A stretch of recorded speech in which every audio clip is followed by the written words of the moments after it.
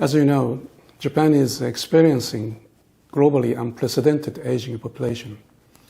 As for the level, the magnitude of aging population, the proportion of older people aged 65 years old and over is already 28.4% of total population.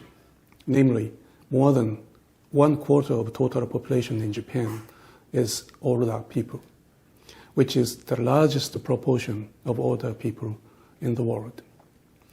And this proportion is going to be 1/3 of total population within 2 decades, and eventually it is going to be 2/5 of total population in 2060. As for the speed of aging population, Japan's aging population has been very rapid so far. The speed of aging population has been, roughly speaking, 2 to 4 times faster than that of European countries. Japan's aging population also has a sort of depth.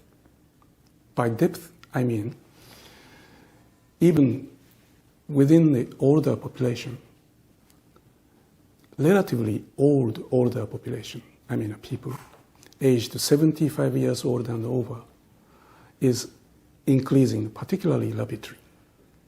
For example, in 2015, the ratio of population aged 65 to 74 and 75 years old and over was almost 1:1.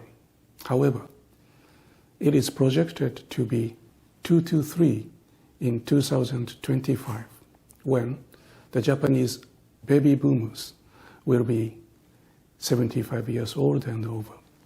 And eventually, this ratio will be 1:2 in 2060.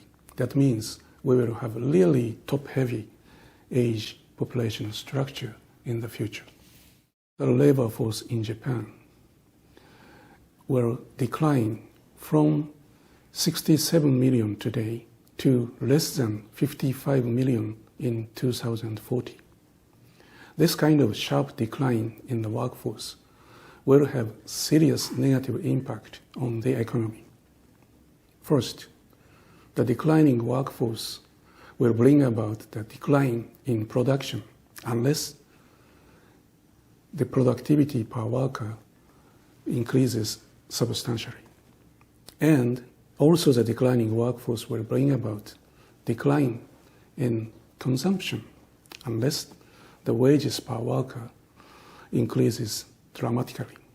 On one hand, an aging population will increase the demand for social security benefit, including retirement pensions, medical care, and long-term care for older people.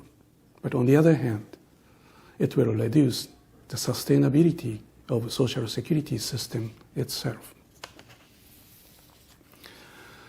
So in order to cope with such drastic aging population and its possible negative outcomes on our socio-economic structure, we have to take every possible measures.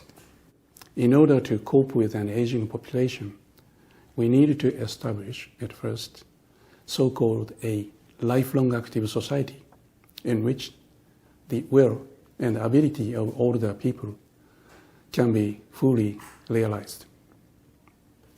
Then, the next very important measures to cope with an aging population is to reform our social security system, particularly its medical care and long-term care system. As I told you, the number of relatively older people aged 75 years old and over will be increasing particularly rapidly. And we know the likelihood of needing medical care and long-term care increases significantly after age of 75. Of course, the fact that we are facing such a tremendous aging population as a result of the success of our social security system, particularly its medical care and long-term care system, Japan has established so-called universal coverage of healthcare since 1961 and started long-term care system 2 decades ago. But under very rapid increase in the number of older people, as I told you earlier,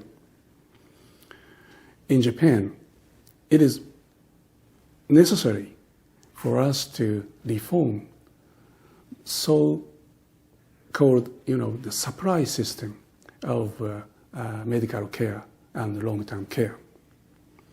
Because we will certainly see rapidly increasing older people who need medical care and long-term care. The problem is, so far, these older people who need medical care and long-term care, many of them has been hospitalized. Since today in Japan, average number of beds per capita is already large enough in light of the global standard. So we cannot increase the number of beds in hospitals. So if we have rapid increase in number of older people who need medical care and long-term care coming into the hospitals, then the beds in hospitals will overflow sooner or later.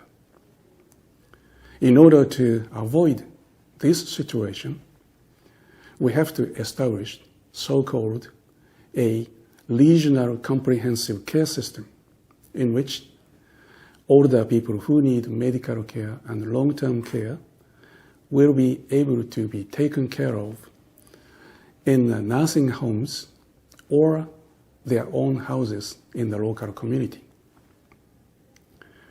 In 2013, the National Council on Social Security System Reform, of which I happen to be a chair, recommended to establish this regional comprehensive care system in local community all around Japan as soon as possible.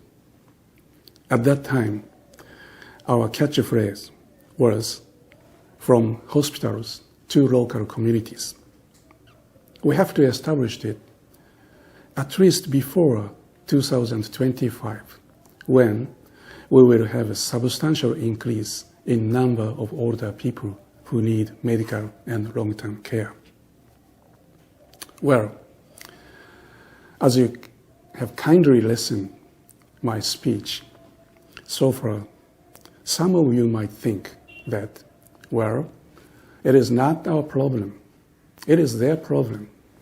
However, I would like to say, if you look at the history of economic development,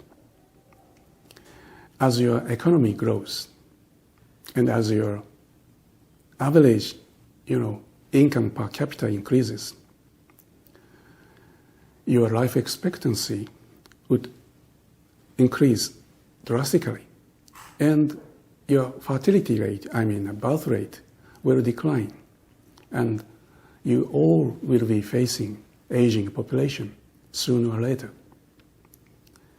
And I believe at this point, the experience of Japan will have very useful implications for you to make adequate policies to prepare for the aging population in the future. Thank you all very much for your kind attention. Thank you.